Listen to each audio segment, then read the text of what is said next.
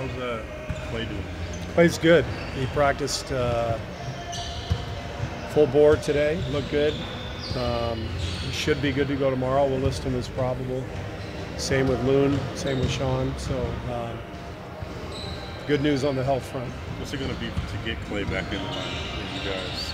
I mean, obviously. What's it going to mean? Yeah, just defensively and also offensively. How are you guys willing to have him right now? You guys know what Clay does. You know, puts pressure on the ball, moves without the ball on offense, creates space, the shooting, all the stuff that he's been doing for us for years at an all-star level. That's what we're looking for tomorrow.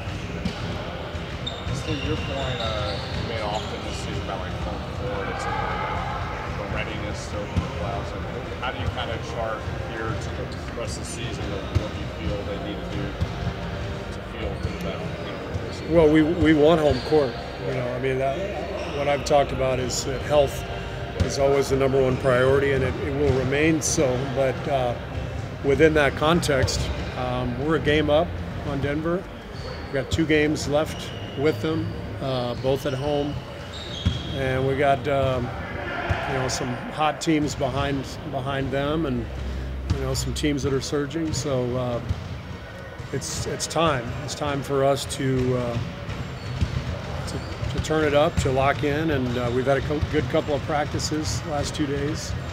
But that's our goal: finish strong and get home court in the West. Are the Nuggets a little bit ahead of where you thought they might be at this point in their trajectory? Well, you could see Denver coming last year. I know they missed out on the playoffs in the last day of the season, but they've done a great job the last couple of years of building their roster and developing their style, playing through Jokic, adding a lot of shot makers, and adding Millsap as a free agent for some leadership and playmaking. And so I really like what they've done, and obviously this year they've had a fantastic season. Probably ahead of where most people would have picked them, but I think it was easy to see at the beginning of the year where they were heading, and that they were a playoff team. But yeah, they've probably even exceeded expectations. Do you have a no date on it yet? No, not yet. It's I think there's, you know, visa issues, and I think the FIBA stuff has been cleared. I think it's the visa and travel, and so we'll see. Steve, before the season started, there was a lot of talk about the last season in Oakland, and now we're down to a handful of regular season games, and probably some of these fans who have maybe can't afford playoffs but have circled regular season games they wanted to go to are seeing a team like the other night. That wasn't probably what they expected. Do you think does that motivate your guys at all, this last season in Oakland thing, or? We talked about this being our last season at Oracle in Oakland, the very first night that we met back in September. Our team dinner that we do every year before camp starts. It's a big part of our theme. And we've let our fans down many times this year at home, particularly on nights that are big ones, you know, against great teams, national TV. So something we've discussed the last 2 days. You know, what's our purpose? You know, why are we doing this? You know, and I think we owe it to ourselves, we owe it to our fans, and particularly to our fans in Oakland to give them our best stuff over the coming months, and it's been lacking, and it's disappointing. But we got a great opportunity ahead of us to close the season strong and to play well and deep into the playoffs, and it's all right there for us. Steve, the West has always been a gauntlet, but this year compared to other seasons, what do you think of the depth overall? It looks like it's separating now. It looks like you've got a pretty clear-cut top 8. Tough loss for Sacramento last night, playing Boston that well, losing basically at the buzzer. There's still time for them to make up some ground, but you know, the 8 teams above them are all playing well. You look at San Antonio, they've gotten hot at the right time. They've gotten healthy. Clippers have had a tremendous season. And the Rockets are on fire. So there's not an easy night. And every team is capable. So we're well aware of that.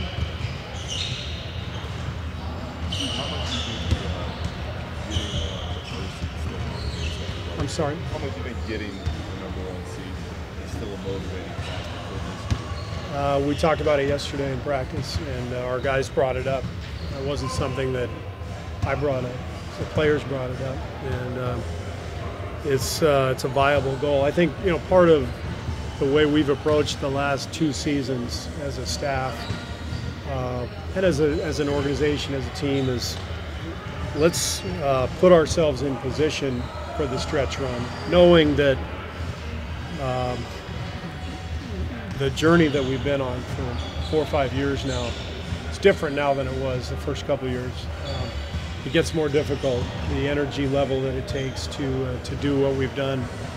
So that means we've had to pace ourselves somewhat these last 2 seasons, and I think you can tell. Sometimes the quality of play has slipped, but that's over with. You know, Raymond was just saying to me, "Can't believe we're almost at the playoffs. It's already March." That's right. Everything's right there. So that's our focus now. It's no longer about, you know, let's get there.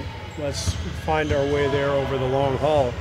It's right here. So this is where we've got to tighten everything up over the next month and prepare ourselves physically and mentally for what's coming, what's ahead. When you talked about the #1 seed, did you talk about playing at altitude at all? No. Did not talk about that. That's way too detailed for our group.